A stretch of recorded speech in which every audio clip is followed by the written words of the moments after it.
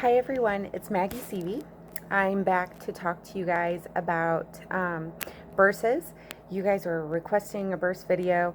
I'm going to be honest with you, this is going to be a really lengthy video. There's a lot to cover. I may end up having to post a second video because I tried doing this yesterday when my hair was fixed and I looked cute.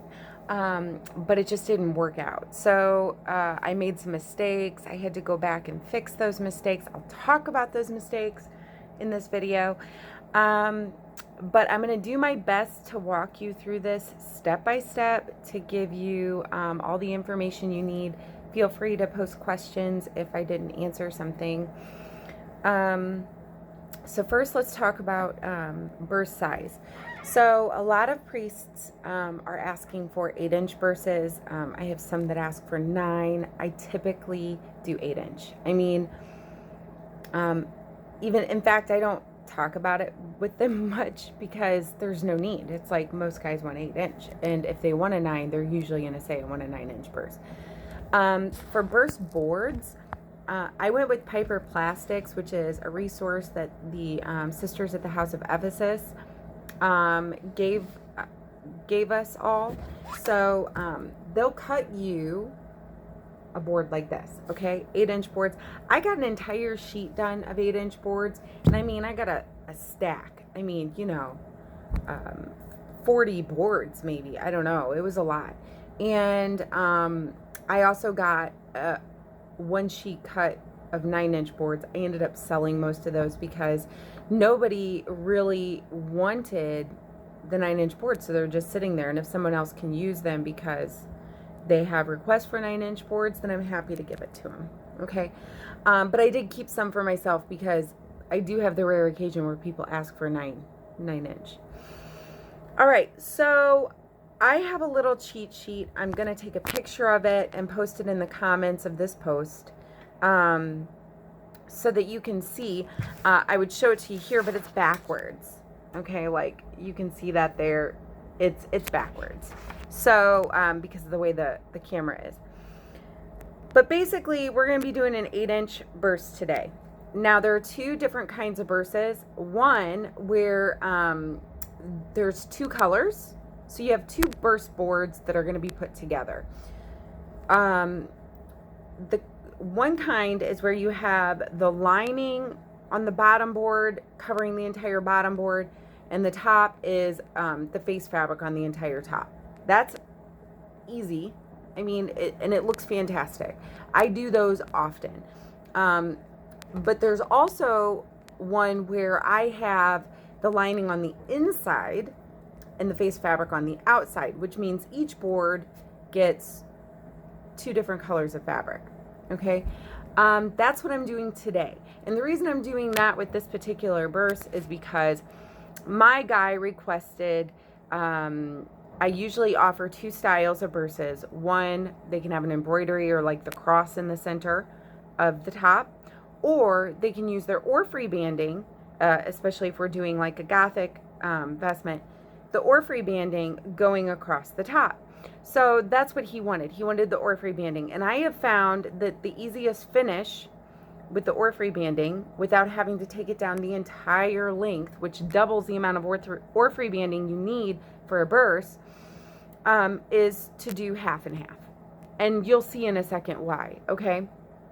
So there are 2 different sets of measurements. They equal the same thing, but there's a different way to cut. Okay, and that's what I'm going to talk about right now, and then we'll probably start another video to actually go through the process, because I want to cover all the nitty-gritty stuff here in this video, so you have a good understanding of where to start. Okay, so the first thing is you're going to want 2 pieces of fabric cut 20 inches long by 10 inches wide.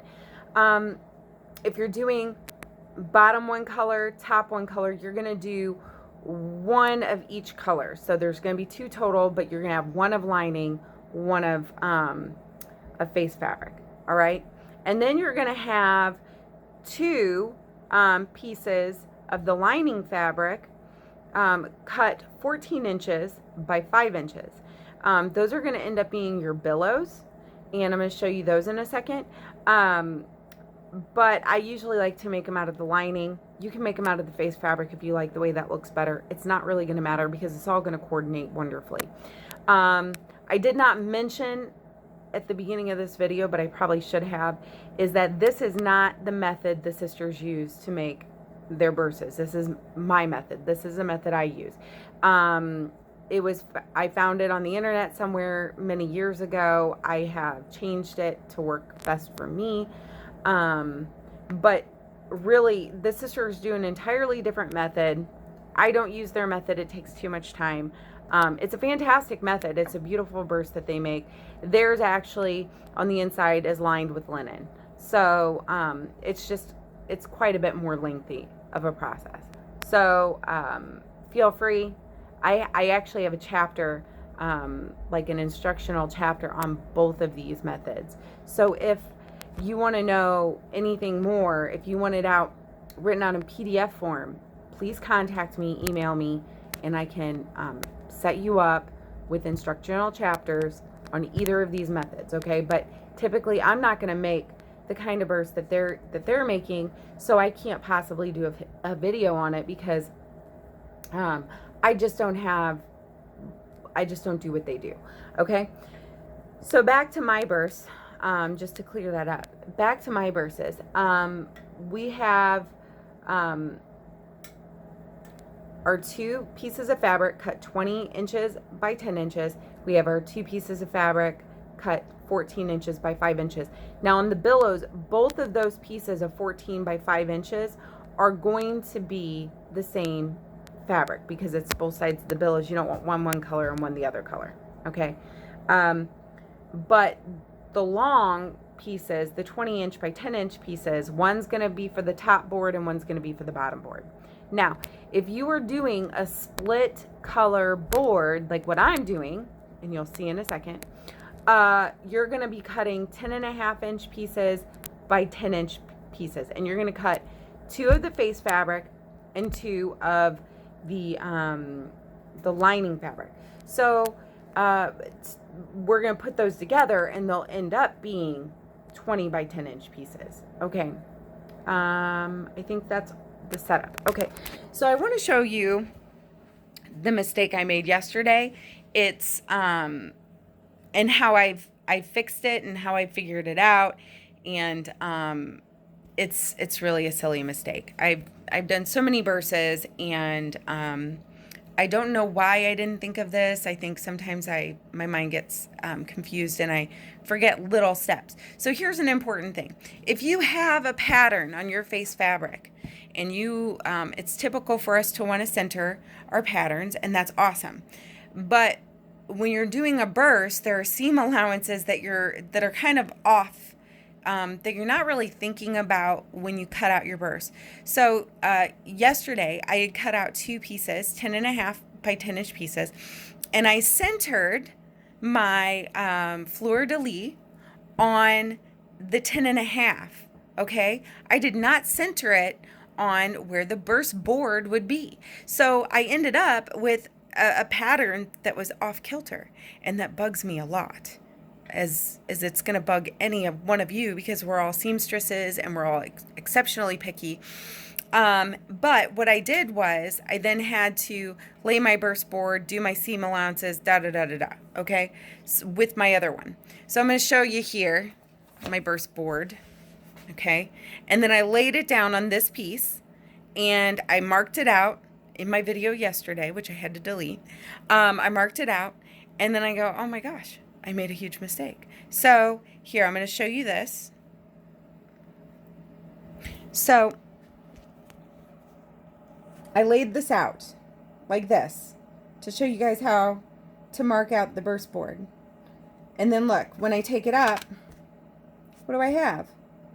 I've got this fleur-de-lis, and it's off kilter from where my burst board would actually lay. Okay, so here's my center seam allowance. And here's, how ridiculous is that? Ugh. Okay, it was a lot of trouble because I had to take off war freebanding. I had to take apart all of my work in order to redo this stupid Burse board. Because I made a dumb mistake like this. Now, fortunately, you know, these pieces aren't huge, so I was able to get out the tiny bit of spare fabric that I have and redo it properly. And yay. Okay, so I'm going to end this video, and then my next video is going to show the actual process of putting this sucker together. Okay?